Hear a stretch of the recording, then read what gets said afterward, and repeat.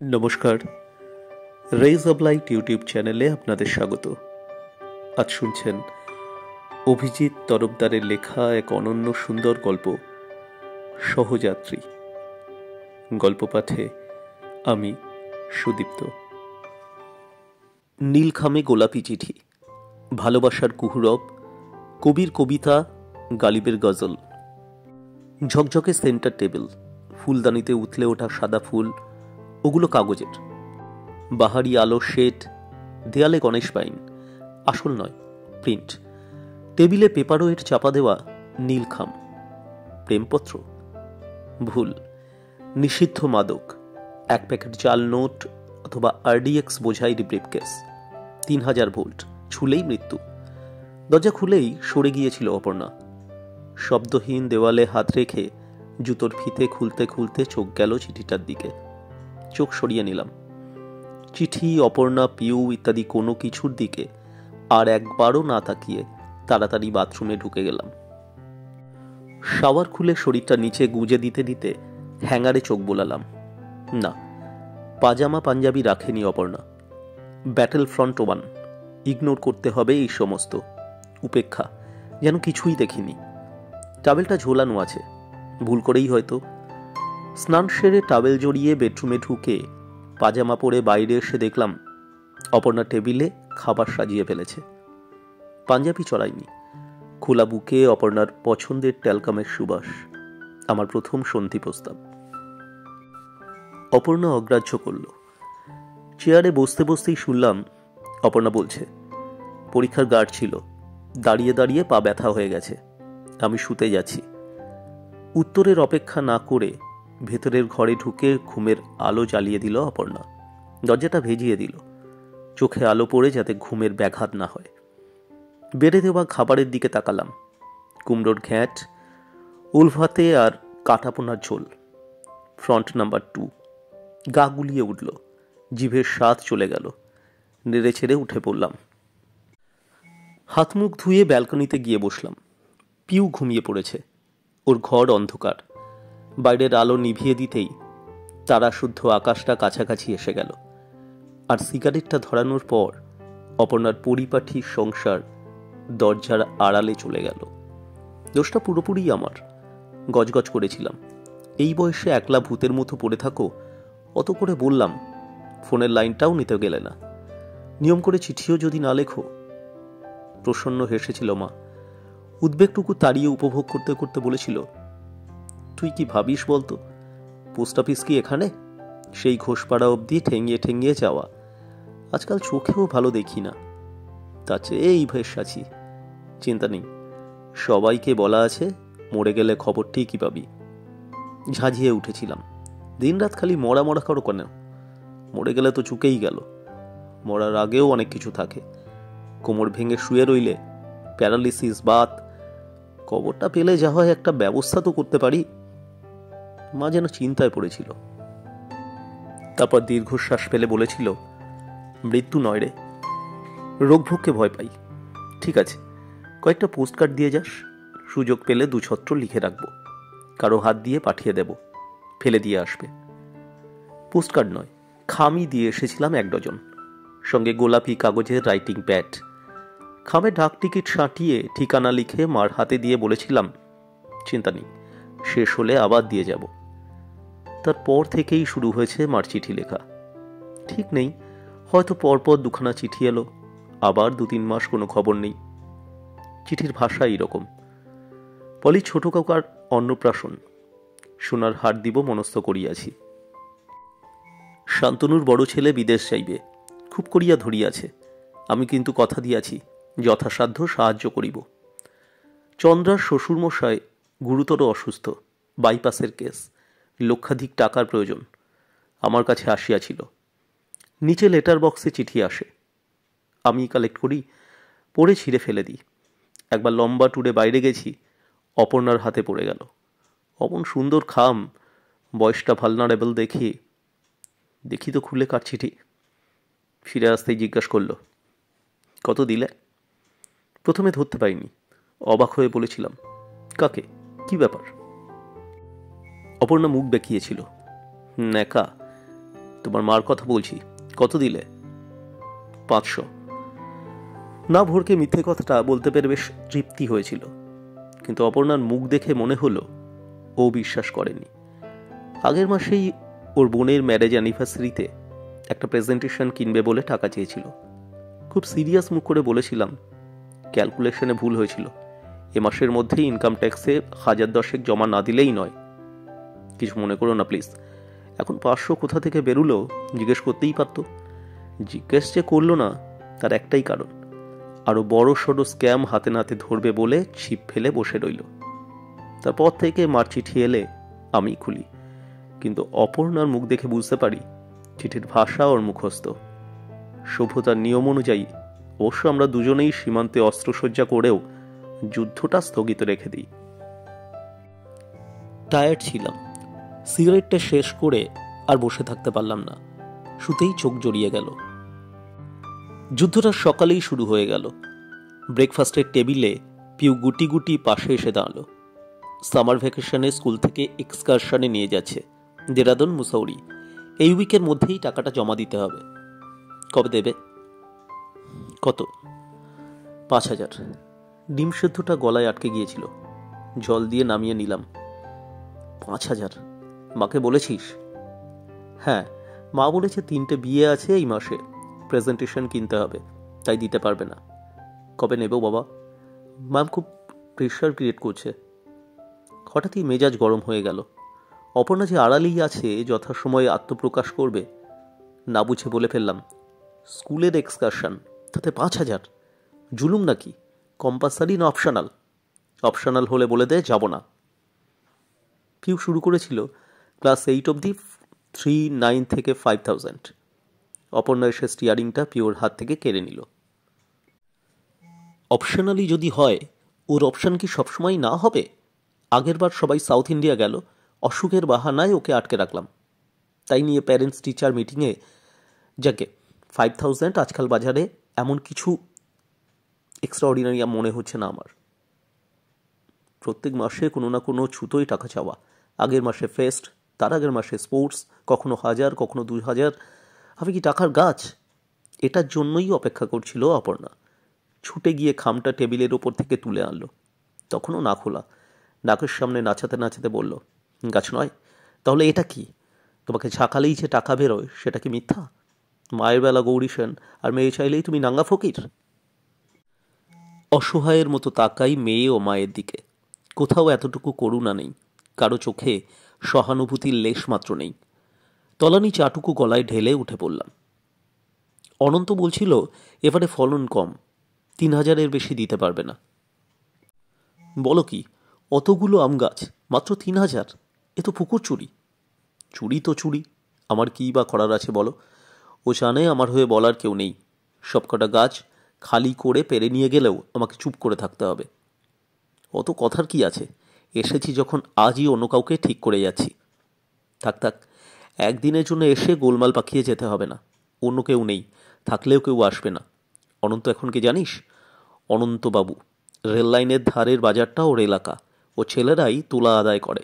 3000 দিচ্ছে, তাই কত ভাগ্যি। ছায়ে দাঁড়িয়ে কথা হচ্ছিল, খেয়াল করিনি পিঁপড়ে চাক হয়েছে গাছে, পা ফুলিয়ে দিয়েছে। বেলা বাড়ছে, হাওয়া ফুলে উঠছে।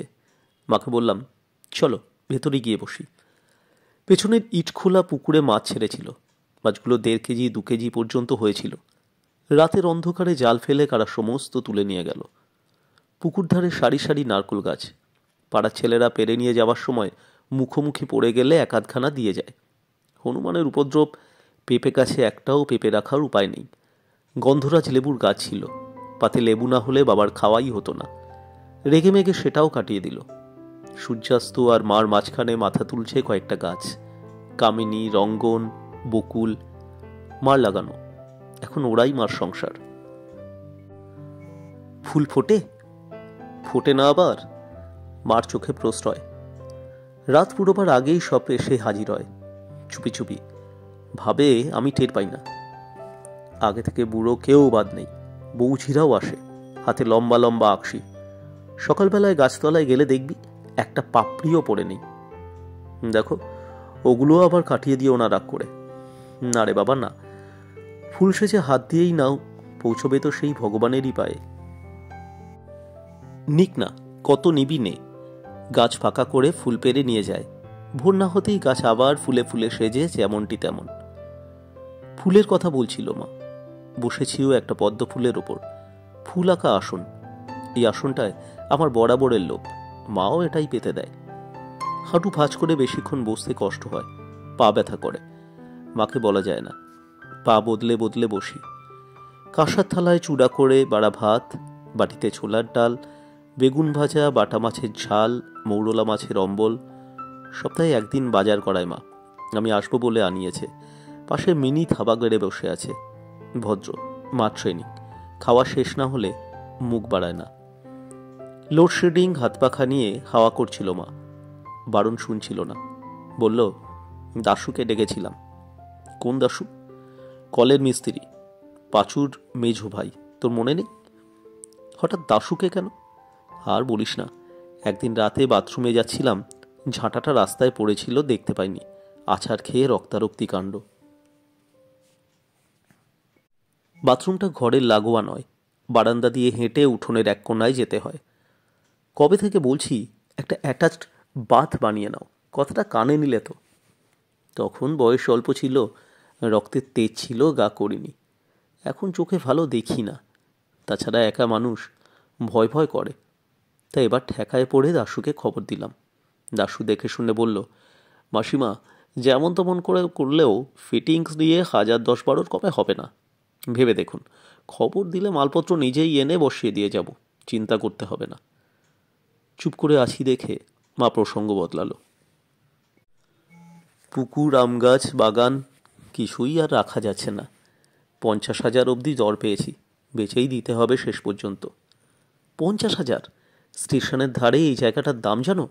পুকুরটাই 8 কাঠা, সঙ্গে আম বাগান, অতখানি ফাঁকা জমি, 6 লাখের 1 পয়সাও কম হবে না। 6 লাখ? বিধবার সম্পত্তির দাম 6 লাখ?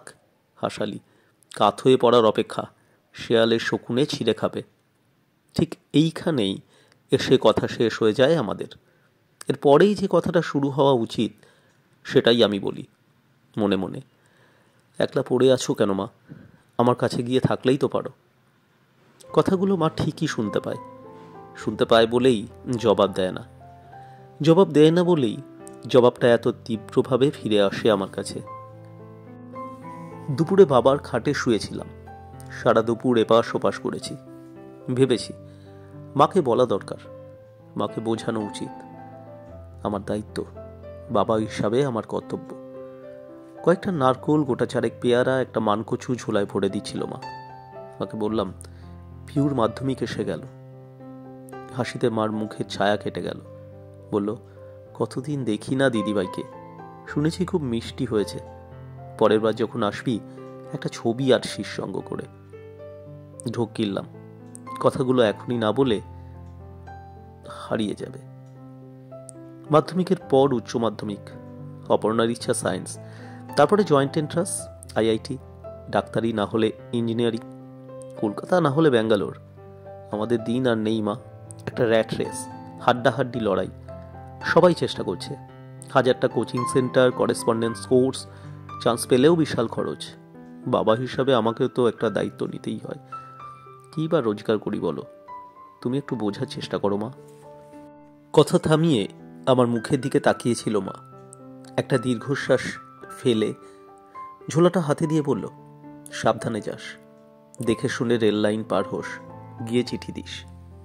প্রণাম করে বেরিয়ে আসছি, পেছন থেকে ফিস করে বলল, দিদিভাইকে ঠিক মতো মানুষ কর, কোথাও ফাঁক রাখিস না, যেন নিজের পায়ে দাঁড়াতে পারে, 10-এর 1 হয়। আমার জন্য না ভাবলেও চলবে। বলেছিলি বলেই না চিঠি লিখি, উত্তক্ত করি। আর করব না, কথা দিচ্ছি। তুইও আর অনর্থক এদিক দিয়ে মাথা ঘামাস না। আসার দরকারও নেই এখন, আমি ঠিকই সামলে নেব। তেমন দরকার পড়লে কাউকে দিয়ে খবর পাঠাবো। প্রথম মেঘটা ডাকলো ট্রেনে ওঠার পর। মুচকি হাসলাম। এটা ভয় দেখানো ডাক। গাছের নিচ থেকে ডালে বসা বিড়ালের দিকে তাকিয়ে কুকুরের ঘেউ ঘেউয়ের মতো। প্ল্যাটফর্মে ট্রেনের জন্য অপেক্ষা করতে করতেই দেখেছিলাম উত্তর পশ্চিম আকাশে মেঘ সাজছে, একটু পরেই দুষ্টু ছেলের মতো ঝাঁকড়া হয়ে গেল মেঘের মাথা। হাওয়া বইতে শুরু করলো এলোমেলো। ছুটোছুটি শুরু হয়ে গেল আকাশময়। হাওয়াটাও যেন ফ্রিজ বন্দি ছিল। হঠাৎ পেরিয়ে এসে ঠান্ডা করে দিল চারদিক। এদিক ওদিক তাকিয়ে দেখতে পেলাম একটা শেড তৈরি হচ্ছে। খুঁটি লাগানো হয়েছে চারপাশে, এখনো চালা বসানো হয়নি। তার মানে বৃষ্টি নামলে অসহায়ের মতো ভেজা ছাড়া উপায় নেই। ভাবতে ভাবতেই ট্রেন ঢুকে পড়ল। আর ট্রেনে উঠতে না উঠতেই মেঘের হুঙ্কার। পাত্তা না দিয়ে জায়গা খুঁজে বসে পড়লাম। আজ ট্রেনেরও হলিডে মুড। 3 জনের সিট 5 জন করা নেই। 2টো সিটের মাঝখানে দাঁড়িয়ে থাকা মানুষের সারি নেই।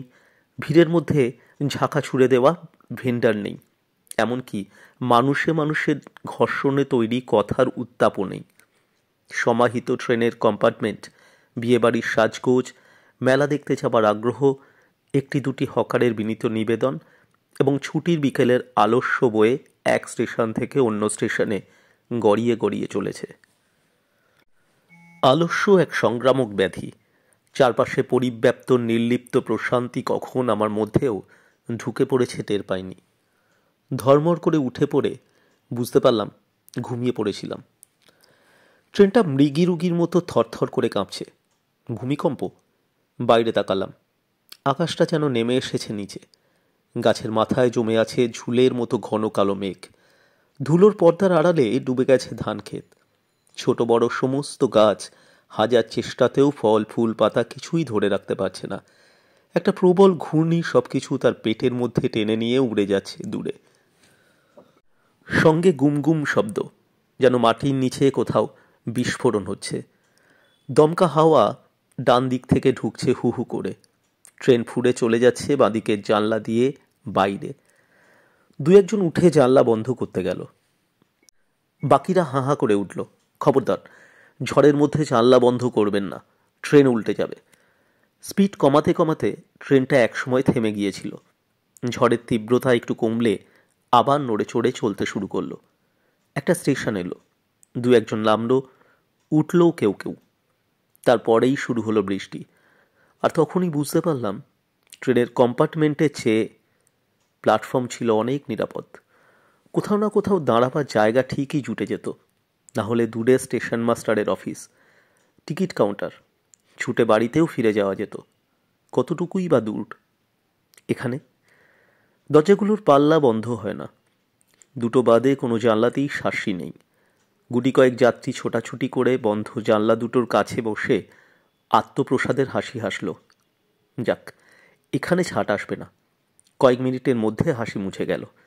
যে ছাদের ভরসায় সবাই এতক্ষণ নিশ্চিন্ত ছিল, দেখা গেল সেটাও ছাদ নয়, চালুনি। ঝর্ণার মতো ওপর থেকে জলের স্রোত নেমে চুপচুপে ভিজিয়ে দিল সকলকে। হাওয়ার শোষো আওয়াজ, দমকা হাওয়ার এক একটা ঝাপটা, মেঘের গর্জন, অবিরল জলধারা। অসহায়ের মতো ভেতরে সবাই বসে। ট্রেনটা মাঝে মাঝে থামছে, আবার চলছে। বিকেল ফুরিয়ে গেছে। শেষ আলোর বিন্দুটুকুও শুষে নিয়েছে কালো মেঘ। এক প্রবল দুর্যোগের মধ্যে যেন আমাদের অনির্দেশ যাত্রা। হঠাৎ সকলকে চমকে দিয়ে বাইরের অন্ধকার লাফিয়ে এলো ভেতরে। যা, ওভারহেড তারে কারেন্ট চলে গেল। অন্ধকারের ভেতর থেকে কে যেন বলে উঠল। ট্রেনটাও কাঁপতে কাঁপতে একটা স্টেশনে এসে দাঁড়িয়ে পড়ল। বৃষ্টি কখনো একটু ধরে আসছে, পরক্ষণেই দ্বিগুণ বিক্রমে নামছে। বাইরের নিশ্চিদ্র অন্ধকার। অন্ধকার ভেদ করে কচিত কখনো আলোর একটা ফলা হেঁটে যাচ্ছে সামনে পেছনে। টর্চ হাতে মানুষ, ওইটুকু ছাড়া জীবনের লক্ষণ অনুপস্থিত। কখন যেন বৃষ্টি ও অন্ধকারের একঘেয়েমি পার হয়ে মার কথাগুলো সামনে এসে দাঁড়ালো। আচ্ছা, স্পষ্ট করেই বলে দিল, আমাকে নিয়ে তোর না ভাবলেও চলবে। মরে গেলে খবর পাবি, এসে মুখাগ্নিটা করে যাস। অভিমানের কথা, কিন্তু ভেতরের সত্যটা এরবো কি করে? আমার জীবনে আর মা নেই, এবং উল্টোটাও। আমার শৈশব, আমার অতীত, আমার স্মৃতি, মার কাছে তার পরেই একটা পূর্ণচ্ছেদ। মা ফিরিয়ে দিল। আমার অতীত গা থেকে খুলে নিয়ে মা আমাকে চলে যেতে বলল অপর্ণা ও পিবুর কাছে। ওরাই আমার সংসর্গ ও সাহচর্য, ওরাই আমার অবশিষ্ট জীবন। বৃষ্টির তেজ কমে আসছে, হাওয়ার ঝাপটাও কম। মাথা বাঁচিয়ে বসা যাচ্ছে এখন, ভিজে জামা কাপড় গায়েই শুকাচ্ছে। গিয়েই ওষুধ খেয়ে নিতে হবে, পড়লে ছাড়া 1 সপ্তাহের ধাক্কা, বেশি নয়। 10টা বছর পিছিয়ে গেলেই দেখতে পাই ট্যুর থেকে ফিরে দরজায় কড়া নাড়ছি, পনিটেল দুলিয়ে লাফাতে লাফাতে এসে দরজা খুলে দিচ্ছে পিউ। পাপড়ির মতো গোলাপি ঠোঁট, জলজলে দুটো চোখ। কি এনেছো বাবা? তর সইত না, ব্যাগ কেড়ে নিয়ে হাটকাতে শুরু করতো। 1 বাক্স রং পেন্সিল, গন্ধ রাবার, আলু চলা ডট পেন। ছুটে গিয়ে অপর্ণাকে দেখিয়ে আসতো, পাশে নিয়ে শুতে যেত। বাড়ি এখনো ফিরি। ট্যুর এখন আরো লম্বা, আরো টায়ারিং। ক্লান্ত পা দুখানা টানতে টানতে বাড়ির দরজায় যখন এসে দাঁড়াই, ডোরবেলে আঙুল ছোঁয়াই, ভেতরটা তৃষিতের মতো অপেক্ষা করে। অপর্ণা দরজা খুলে সরে যায়। পিউ কোথায়? নিজের ঘরে। ওর বাবা এখন অনেক কিছু এনে দিতে পারে, কিন্তু শর্ত সাপেক্ষে। পেয়ে খুশি হতে হবে। আগের মতো চোখের তারায় ঝাড়বাতি জ্বালিয়ে ছুটে মার কাছে গিয়ে বলতে হবে, দেখো বাবা কি এনেছে। পিউর 2 চোখ খুঁজতে থাকি। না, সেখানে কোনো চাহিদা নেই, অতএব তৃপ্তিও নেই। নির্লিপ্ত সেই চোখে আমি নেই। অপর্ণা জানে না, অপর্ণাও নেই। বৃষ্টিটা বোধহয় থেমেই গেল। হঠাৎ আবিষ্কার করলাম ট্রেনের কম্পার্টমেন্টে আমি ছাড়া আর কেউ নেই। বাইরে অনন্ত অন্ধকার। একটা স্থাণু নির্জীব কামরার মধ্যে আমি একা। মনে হলো এক তীব্র একাকিত্বে আমাকে ফেলে রেখে সবাই চলে গেছে। মনে হলো এই অন্ধকারেই আমার নিবৃত্তি। তাড়াতাড়ি উঠে প্ল্যাটফর্মে নামলাম। অন্ধকারে চোখ থমকে গেল। চাপ চাপ অন্ধকার, তারই মধ্যে অশরীরীর মতো ঝিম মেরে দাঁড়িয়ে আছে ট্রেনটা, যেন কোথাও যাবার নেই। যতটুকু কথা ছিল পৌঁছে দেওয়া হয়ে গেছে তার সবটাই। ট্রেন আর যাবে না নাকি? বাকি লোকজনই বা গেল কোথায়? আজ কি এখানেই রাত্রিবাস? গরম চা। এত কাছে এসে হাঁক পারতে হয় ভাই, মরচে পড়া যন্ত্র। কখন প্রাণ পাখিটা ফুস করে বেরিয়ে যায়। বুকটা এমন ছ্যাত করে উঠেছিল, আর একটু হলেই হয়ে গিয়েছিল আর কি। তবু গরম চা শুনেই ভেতরটা ব্যাকুল হয়ে উঠল। মনে হলো চাই নয়, শুধু মানুষ, মানুষের সান্নিধ্য। বলে উঠলাম, কত করে চা? 5 টাকা। খুচরো দেবেন কিন্তু। 5 টাকা বলতে গিয়েও চেপে গেলাম। 50 হলেও নিতাম। 1 চুমুক ভেতরে পাঠিয়ে মনে হলো সমস্ত কিছুই ফিরে আসছে। আত্মবিশ্বাস, বেঁচে থাকার ইচ্ছা এবং ছোটখাটো অসততাও। 10 টাকার নোট বাড়িয়ে বললাম, খুচরো 3 টাকার বেশি হচ্ছে না। অন্ধকারেও চাওয়ালার চোখ পড়তে পারলাম, সেখানে অবিশ্বাস ও সন্দেহ। 5 টাকা গুনে দিয়ে অন্ধকারে মিশে গেল চাওয়ালা। চাকরিতে জয়েন করে অপর্ণার কি অপরাধ বোধ হয়েছিল? না হলে আমাদের খুশি করতে অত ব্যস্ত হয়ে পড়বে কেন? পিউর জন্য রোজ স্কুল ফেরত কিছু না কিছু হাতে করে আনা চাই। ঘুষ। আমাকেও বেশি আদর, বেশি যত্ন, বেশি নজর। অপর্ণা ভুলিয়ে রাখতে চেয়েছিল 2-1 বছর। আমি যে ওর চাকরিতে আপত্তি করেছিলাম তা কিন্তু নয়, বরং ওর চাকরিটা আমাকে বাঁচিয়ে দিয়েছিল। হরিমতি বালিকা বিদ্যালয়ের জায়গায় Saint Helena, pure school, white ওয়াশের বদলে প্লাস্টিক পেইন্ট, আমাদের নতুন ফ্ল্যাট, দার্জিলিং, পুরী, বকখালি না হয়ে মাঝে মাঝে গোয়া, মানালি, এইসব ফাঁকগুলো অপর্ণাই ভরাট করে দিচ্ছিল। সুযোগ নিতে নিতে স্বাচ্ছন্দ্যে অভ্যস্ত হতে হতে একসময় আবিষ্কার করলাম অপর্ণা আর আমিও আর এক জায়গায় দাঁড়িয়ে নেই। অভ্যেস, বয়স, পৌনপুনিকতা, অথবা সবগুলোই একটা একটা করে পালক সম্পর্ক থেকে টেনে তুলতে তুলতে ভুলেই গেলাম যে কাক নয়, ময়ূরী ছিল এটা এককালে। মধ্যরাতে এক ঘরে পিউ, অন্য ঘরে অপর্ণাকে ঘুমের গভীরে শুইয়ে রেখে টিভির রিমোট টিপতে টিপতে হিসেব করি, 2 না 3টে, 3টে না 4টে, 10 না 20 মিলিগ্রাম। একটু ঘুমের জন্য কতখানি ওষুধের কাছে আজ নতজানু হতে হবে। চাওয়ালা ফিরে আসছে। হাঁকতে হাঁকতে একেবারে ট্রেনের লেজ অবধি চলে গিয়েছিল লোকটা। কেটলিতে এখনও খানিকটা পড়ে আছে বোঝা যাচ্ছে। কাছে আসতে জিজ্ঞেস করলাম, কি হয়েছে ভাই, ট্রেন কি যাবে না?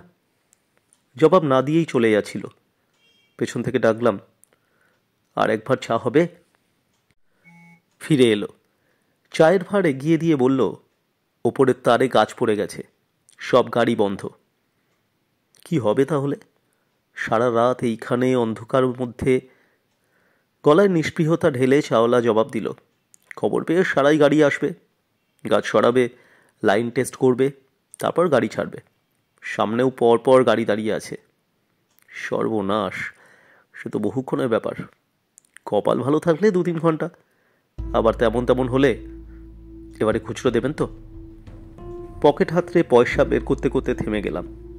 একটা আওয়াজ, মৃদু অথচ গম্ভীর, যান্ত্রিক কিন্তু বিরতিহীন একটা শব্দ অনেকক্ষণ থেকেই আসছে, যেন অন্ধকারের অনুষঙ্গ হয়ে মিশেছিল এতক্ষণ। চাওয়ালার কথায় যেন পরিপার্শ্ব থেকে আলাদা হয়ে আমার কানে পৌঁছল। জিজ্ঞেস করলাম, আওয়াজটা কিসের ভাই? চাওয়ালা বিরক্ত হচ্ছিল, অযথা দেরি করিয়ে দিচ্ছি। কিছু করার নেই, পয়সা না নেওয়া অবধি ওর যাওয়ার উপায় নেই। আপ লাইনের ওদিকে একটা খালি ইঞ্জিন দাঁড়িয়ে আছে, সেটারই আওয়াজ পাচ্ছেন। কারেন্ট নেই, ইঞ্জিন চলছে। চায়ের দাম হাত থেকে একরকম কেড়ে নিয়ে যেতে যেতে নিতান্ত অবজ্ঞায় বলে গেল, ডিজেল ইঞ্জিন, কারেন্ট লাগে না। চোখ অনেকটা সয়ে এসেছে। আবছা দেখতে পাচ্ছি ওদিকে আপ লাইনেও একটা ট্রেন দাঁড়িয়ে, আমাদেরই মতো অন্ধকার, আমাদেরই মতো শব্দহীন নিশ্চল। আওয়াজ ওর নয়, ওই ট্রেনের আড়ালে কোনো ইঞ্জিন আছে যা জ্যোতিহীন শব্দ মিশিয়ে দিচ্ছে নৈশব্দ ও অন্ধকারে। আছে যে তার প্রমাণ ওই শব্দ, বাকিটুকু অনুমান। চা খেয়ে সিগারেটের তেষ্টাটা আবার মাথায় চড়ে বসল। ডাক্তারের বারণ, গুনে গুনে 4টে রোজ সকালে। 4 নম্বরটাই পড়ে আছে। প্যাকেট খুলে দেখলাম ভিজে নেতিয়ে গেছে। দেশলাইটা? 4 পকেট হাতড়ে দেশলাই পেলাম না। মনে পড়ল খাবার পর মাকে লুকিয়ে ছাদে উঠে সিগারেট ধরিয়েছিলাম। দেশলাইটা আলসে রেখেছিলাম, আর পকেটে ভরা হয়নি। নেশা এমন জিনিস, মাথায় একবার উঠলে নামানো কঠিন। অন্ধকার ভেদ করে দূরে চোখ চালিয়ে মনে হলো প্ল্যাটফর্মের একদম শেষে একটা কেরোসিনের কুপি চলছে, শিখাটা হাওয়ায় কাঁপছে তিত্তির করে। যাব, ট্রেন ছেড়ে দেবে না তো? মনে হয় না। তাছাড়া তেমন বুঝলে সামনে যে কম্পার্টমেন্ট পড়বে উঠে পড়ব। যাবার মধ্যে যাবে কটা নারকোল আর মানকচু, এমনিতেই বেশিরভাগ সময় ওগুলো পড়েই থাকে, কাউকে না কাউকে ধরে দিয়ে দিতে হয়। অন্ধকারে গুটি গুটি এগোচ্ছি, হঠাৎ হোঁচট খেয়ে পড়তে পড়তে সামলে নিলাম। দেখবেন, কে যেন অন্ধকার থেকে বলে উঠল। মুখ ফিরিয়ে দেখলাম অন্ধকার নিশ্ছিদ্র নয়, 2খানা বিড়ির আগুন জ্বলছে নিভছে। এগিয়ে দেখলাম উবু হয়ে মুখোমুখি বসে 2জন বিড়ির আগুনে গা সেঁকছে। একটু ইতস্তত করলাম, মুটে মজুর গোছের লোক, বলবো? শেষ পর্যন্ত বলেই ফেললাম, একটু আগুন হবে? জবাব না দিয়ে একজন দেশলাইয়ের প্যাকেট বাড়িয়ে দিল। 3খানা কাঠি খরচ করেও যখন সিগারেটটা ধরল না, ভাবলাম ফিরিয়ে দিই। দেশলাইটা এগিয়ে দিতে গিয়ে দেখলাম অন্ধকারে 2জনে আমার দিকেই তাকিয়ে আছে। ভিজে গেছে, জ্বলবে না। বিড়ি চলবে? বাড়ানো হাতে বিড়িখানা গুজে দিয়ে নিজেই দেশলাই জ্বালিয়ে হাওয়া আড়াল করে ধরিয়ে দিল একজন। দেশলাইয়ের আগুনে দেখলাম মুখ ভর্তি বসন্তের দাগ, খেটে খাওয়া একটা মানুষ। বিড়িতে 2টো টান দিয়ে পকেটে হাত ঢোকাচ্ছি, অন্যজন বলল, নেশার দাম নেই না বাবু। ঢোক গিলে হাত বের করে নিলাম, থাক, চাওয়ালা এদিকে এলে 2জনকে চা খাইয়ে দিলেই হবে। বসে বসে কোমর ধরে গেছে, একটু পায়চারি করে নিলে হাত পাগুলো ছাড়বে। এগুতে গিয়েই সামলে নিলাম, আর একটু হলেই আবার হোঁচট খাচ্ছিলাম। পেছন থেকে ওদের একজন বলে উঠল, দেখে পা ফেলবেন বাবু, হাজার হোক মানুষ তো। মানুষ? ঝুঁকে পড়ে কাপড়ে জড়ানো জিনিসটা দেখতে দেখতে বললাম, কি এটা? মানুষ বাবু, বডি, রেলে কাটা পড়েছে, আমরা ডোম নিয়ে যাচ্ছি। 2 পা পিছিয়ে এলাম। বডি? Dead body? ওরা নিয়ে যাচ্ছে? ওরা ডোম? ওদের দেওয়া বিড়ি আমার ঠোঁটে? গা গুলিয়ে উঠল। ফেলে দেব ওরা যদি দেখতে পায়? যদি ভাবে ডোম বলে ঘেন্না করছে, বিড়িটা মুখ থেকে হাতে নিলাম। ওদের অলক্ষ্যে ফেলে দিলেই হবে। বডিটা পাশে রেখে দুজনে এমনভাবে বসে রয়েছে যেন এক বাক্স গয়না, উঠে গেলে কেউ নিয়ে যাবে। এইখানে, এই স্টেশনেই ঘটল? না বাবু, নতুন গায়ে কাটা পড়েছে, 256। 256? ট্রেনের নম্বর। রেলের লোক এইভাবেই বলে, এরাও রেলের কর্মচারী। ডেড বডি নিয়ে মর্গে পৌঁছে দিয়ে তবে এদের ছুটি। নতুন গা। ভাবতেই গা হিম হয়ে গেল। নতুন গাঁর পরে মাঝে দুটো স্টেশন। তারপর আমি উঠেছি। তার মানে ঝড় বৃষ্টি অন্ধকার তার সমস্তটা প্রতিটি মুহূর্তেও আমার সঙ্গে ছিল, এক ট্রেনে, হয়তো এক কম্পার্টমেন্টে। কিন্তু তাই যদি হবে, তাহলে ওকে নামালো কেন? অন্ধকার প্ল্যাটফর্মে নামিয়ে তারপর যদি উঠতে না পারে, ট্রেন চলে যায়। এই জনমানুষহীন স্টেশনে আসা নিশ্চয়ই ওদের উদ্দেশ্য ছিল না। লোকগুলো খামোখা ভয় দেখাচ্ছে না তো? জিজ্ঞেস করলাম, তা শুধু শুধু নামালে কেন বৃষ্টি বাদলার মধ্যে? নামানো আবার তোলা, হুট করে ট্রেন ছেড়েও তো দিতে পারে। হাসলো একজন, চকচকে দাঁত ঝলসে উঠল। না বাবু, আমাদের ফেলে ট্রেন যাবে না। ভিজে চুপসে ঠান্ডায় কাঁপতে কাঁপতে দুজনে একটু বিড়িতে টান দিতে নামলাম। তা ভাবলাম, মানুষটা একা পড়ে থাকবে, অন্ধকারে কে কখন মারিয়ে দেয়, উহ বলে যে চেঁচিয়ে উঠবে, সে ক্ষমতাটুকুও যদি থাকতো। অন্ধকারের আড়ালে দুটো মানুষ বসে আছে, পাশে শোয়ানো ওদের সহযাত্রী। পরম যত্নে সমস্ত ব্যথা যন্ত্রণা থেকে আড়াল করে নিয়ে যাচ্ছে ওরা। ওরা কারা?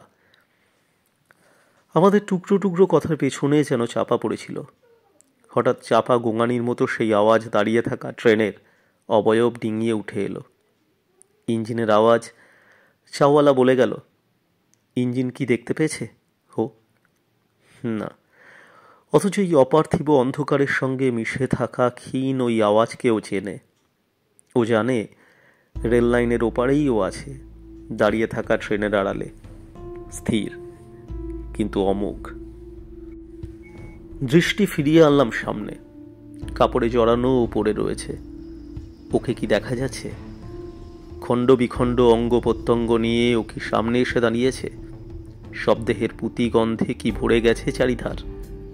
কিছুই নয়। কিন্তু আমি জেনে গিয়েছি ও আছে, ও ছিল। নৈশব্দের সঙ্গে, অন্ধকারের সঙ্গে লীন হয়েও ছিল। শুরু থেকেই ও আছে, বাকি পথটুকু সঙ্গী হয়েই ও যাবে। মা ফিরিয়ে দিয়েছে। ফিরে যাচ্ছি অপর্ণা ও পিউর কাছে। কোথায় যাচ্ছি আমি? কতটুকু জায়গা পড়ে রয়েছে আমার জন্যে? শুরু নয়, শেষও নয়, রয়ে গেছে এক সামান্য যাত্রা। এই যাত্রাপথে তাকে নিয়েই আমায় চলতে হবে। সে আমার নিত্যসঙ্গী, এক অনন্য সহযাত্রী।